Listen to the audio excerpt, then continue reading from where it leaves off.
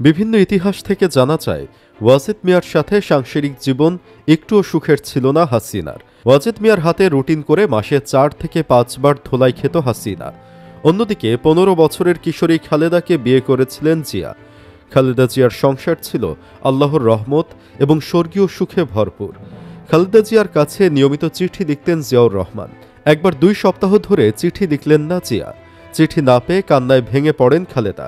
এরপর কি ঘটেছিল সেই গল্পসহ খালেদা এবং জিয়াউর রহমানের বিয়ে এবং তার পারিবারিক জীবন কেমন ছিল তা নিয়েই আলোচনা করব আমাদের আজকের ভিডিওতে। চলুন শুরু করা যাক। 1971 সালের আগে জিয়াউর রহমান তখনও এক ব্যস্ত সামরিক অফিসার।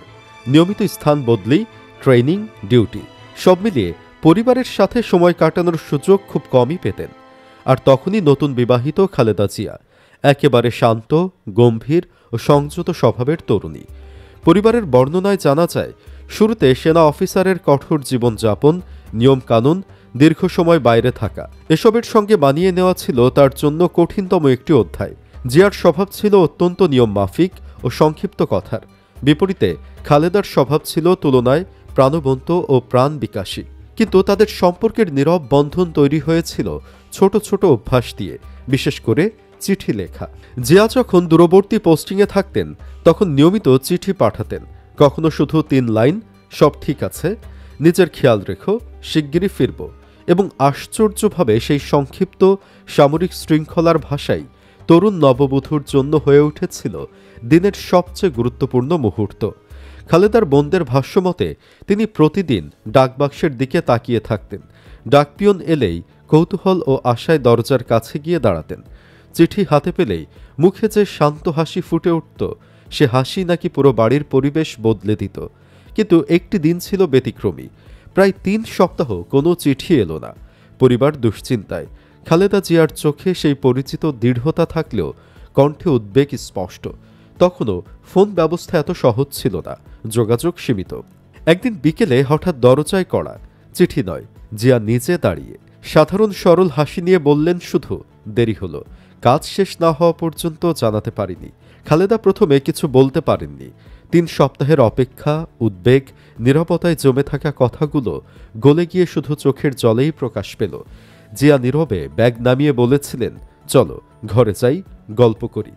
এমনই সুন্দর ছিল খালেদা জিয়া আর প্রেসিডেন্ট জিয়ার ব্যক্তিগত জীবন। মুক্তিযুদ্ধের পর জিয়াউর রহমান 1977 সালের 21শে এপ্রিল বাংলাদেশের রাষ্ট্রপতি হন এবং 1978 সালের 1 সেপ্টেম্বর তিনি বাংলাদেশ জাতীয়তাবাদী দল প্রতিষ্ঠা করেন। তিনি 4 বছর বাংলাদেশ শাসন করার পর 1981 সালের 30শে মে এক ব্যর্থ সামরিক অভ্যুত্থানে নিহত হন। জন্মের পর শৈশবের কিছুকাল বগুড়ার গ্রামে ও কিছুকাল কলকাতা শহরে অতিবাহিত হয় জিয়াউর রহমানের। ভারতবর্ষ বিভাগের পর তার জন্মস্থান পূর্ব পাকিস্তানের অংশে চলে আসে এবং তার পিতা মনসুর রহমান পাকিস্তানের করাচিতে চলে আসেন।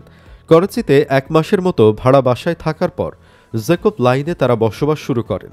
1948 সালের 1 জুলাই করাচি একাডেমি স্কুলে 7ম শ্রেণীতে ভর্তি হন। 1952 সালে এই স্কুল থেকেই তিনি 2য় বিভাগে ম্যাট্রিক পাশ করেন। এরপর ভর্তি হন ডিজে কলেজে। একই বছর তিনি কাকুল মিলিটারি একাডেমিতে অফিসার ক্যাডেট হিসেবে যোগদান করেন। 1955 সালে তিনি 2nd লেফটেন্যান্ট হিসেবে কমিশন প্রাপ্ত হন। তিনি সেখানে 2 বছর চাকুরি করেন। এরপর 1957 সালে ইস্ট বেঙ্গল রেজিমেন্টে বদলি হয়ে আসেন। 1960 সালে পূর্ব পাকিস্তানের দিনাজপুর শহরের 15 বছর বয়সী কিশোরী খালেদা খানমের সঙ্গে বিবাহ বন্ধনে আবদ্ধ হন 24 বছর বয়সী জিয়াউর রহমান। ভিউয়ার্স, আপনি জেনে অবাক হবেন হয়তো, সাবেক প্রেসিডেন্ট জিয়াউর রহমান এবং বেগম খালেদা জিয়ার একটি ডাকনাম আছে যা অনেকেরই অজানা। জিয়াউর রহমানের ডাকনাম কমল এবং খালেদা জিয়ার ডাকনাম পুতুল। এরপর 1965 সালের 20 নভেম্বর বেগম খালেদা জিয়ার প্রথম পুত্র তারেক রহমানের জন্ম হয়। 1970 সালের 12ই আগস্ট বেগম খালেদা জিয়ার দ্বিতীয় ও কনিষ্ঠ সন্তান আরাফাত রহমান কোকো জন্ম নেন। 1965 সালে স্বামী জিয়াউর রহমানের সাথে পশ্চিম পাকিস্তানে যান খালেদা জিয়া। 1969 সালের মার্চ পর্যন্ত করাচিতে স্বামীর সাথেই ছিলেন। এরপর ঢাকায় চলে আসেন। কিছুদিন জয়দেবপুর থাকার পর চট্টগ্রামে স্বামীর পোস্টিং হলে তার সঙ্গে সেখানে এবং চট্টগ্রামের 16 শহর এলাকায় বসবাস শুরু করেন। মুক্তিযুদ্ধের শুরুতে খালেদা জিয়া কিছুদিন আত্মগোপন করে থাকার পর ১৬ই মে নৌপথে ঢাকায় চলে আসেন। বড় বোন খুরশিদ জাহানের বাসায় ১৭ই জুন পর্যন্ত থাকেন। ২রা জুলাই সিদ্ধেশ্বরীতে জনাব এস আবদুল্লার বাসা থেকে পাক সেনারা খালেদাকে ২ ছেলেসহ বন্দী করে।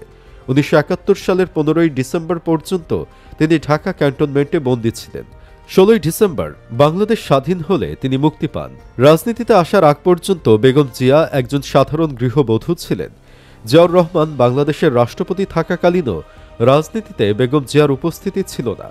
১৯৭৫ সালের ৭ নভেম্বর সিপাহী জনতার সংহতি ও বিপ্লবের মধ্য দিয়ে বাংলাদেশের রাষ্ট্র পরিচালনার সঙ্গে সম্পৃক্ত হন তৎকালীন মেজর জেনারেল জিয়াউর রহমান। পরবর্তীতে তিনি প্রেসিডেন্ট নির্বাচিত হন। ১৯৮১ সালের ৩০ মে দেশি বিদেশি ষড়যন্ত্রে প্রেসিডেন্ট জিয়াউর রহমান চট্টগ্রামের সার্কিট হাউসে শহীদ হন। ১৯৮২ সালের ৩ জানুয়ারি একজন সাধারণ গৃহবধূ থেকে রাজনীতিতে এসেছিলেন বেগম খালেদা জিয়া। ১৯৮২ সালের ৮ জানুয়ারি সংবাদপত্রে এক বিবৃতিতে তিনি বলেছিলেন, প্রেসিডেন্ট জিয়াউর রহমান বাংলাদেশি জাতীয়তাবাদের ভিত্তিতে সমগ্র জাতিকে ঐক্যবদ্ধ করে একটি শোষণহীন, দুর্নীতিমুক্ত, আত্মনির্ভরশীল দেশ গঠনের উদ্দেশ্যে বাংলাদেশ জাতীয়তাবাদী দল গঠন করেছিলেন। বিগত কিছুকাল যাবৎ আমি বিএনপির কার্যক্রম গভীরভাবে লক্ষ্য করেছি। দলের ঐক্য ও সংহতি বিপন্ন হতে পারে এমন মনে করে আমাকে দলের দায়িত্ব নেওয়ার অনুরোধ করা হয়েছে। তাই দলের বৃহত্তর স্বার্থে বিএনপিতে যোগ দিয়েছি এবং দলের চেয়ারম্যান পদপ্রার্থী হয়েছি। দেশ ও জাতির স্বার্থে এবং শহীদ জিয়ার গড়া দলে ঐক্য ও সংহতির স্বার্থে নিঃস্বার্থভাবে কাজ করে যাওয়া আমার লক্ষ্য। ১৯৮৩ সালে বেগম জিয়ার নেতৃত্বে ৭ দলীয় ঐক্যজোট গঠিত হয়। একই সময় এরশাদের সামরিক শাসনের বিরুদ্ধে আন্দোলন শুরু হয়। বেগম জিয়া প্রথমে বিএনপিকে নিয়ে ১৯৮৩ সেপ্টেম্বর থেকে ৭ দলীয় ঐক্যজোটের মাধ্যমে এরশাদ বিরোধী আন্দোলন শুরু করেন। একই সময় তার নেতৃত্বে ৭ দল আওয়ামী লীগের নেতৃত্বাধীন ১৫ দলের সাথে যৌথভাবে আন্দোলনের কর্মসূচি শুরু করে। ১৯৮৬ সাল পর্যন্ত ৫ দফা আন্দোলন চলতে থাকে, কিন্তু ১৯৮৬ সালের ২১ মার্চ রাতে আওয়ামী লীগ সভানেত্রী শেখ হাসিনা এরশাদের অধীনে নির্বাচনে অংশ নেওয়ার সিদ্ধান্ত নিলে ঐক্যবদ্ধ আন্দোলনে বাধার সৃষ্টি হয়। ১৫ দল ভেঙে ৮ দল ও ৫ দল হয়। ৮ দল নির্বাচনে যায়। এরপর বেগম জিয়ার নেতৃত্বে ৭ দল ৫ দলীয় ঐক্যজোট আন্দোলন চালায় এবং নির্বাচন প্রত্যাখ্যান করে। ১৯৮৭ সাল থেকে খালেদা জিয়া এরশাদ হটাও ১ দফার আন্দোলন শুরু করেন। এর ফলে এরশাদ সংসদ ভেঙে দেন। পুনরায় শুরু হয় ঐক্যবদ্ধ আন্দোলন। অবশেষে দীর্ঘ ৮ বছর একটানা নিরলস ও আপোষহীন সংগ্রামের পর ১৯৯১ সালের ২৭ ফেব্রুয়ারি অনুষ্ঠিত সংসদ নির্বাচনে একক সংখ্যাগরিষ্ঠতা অর্জন করে বিএনপি। খালেদা জিয়া বাংলাদেশের প্রধানমন্ত্রী নির্বাচিত হন। সেই নির্বাচনে খালেদা জিয়া মোট ৫টি আসনে অংশ নিয়ে ৫টিতেই জয়লাভ করেন। ২০১৮ সালের ৮ ফেব্রুয়ারি আবারও খালেদা জিয়াকে গ্রেফতার করে হাসিনার প্রশাসন। দীর্ঘদিন তিনি কারাবরণ করেন। হাসিনার পলায়নের আগে অবশ্য খালেদা মুক্তি পান।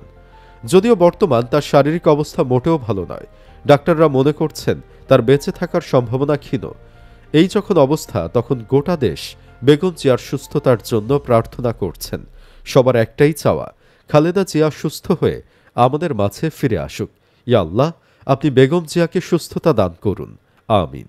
আপনিও কমেন্ট বক্সে আমিন লিখুন। ভিডিও ভালো লাগলে লাইক দিন। পরবর্তীতে এমনই ভিডিও পেতে চ্যানেলটি সাবস্ক্রাইব করুন।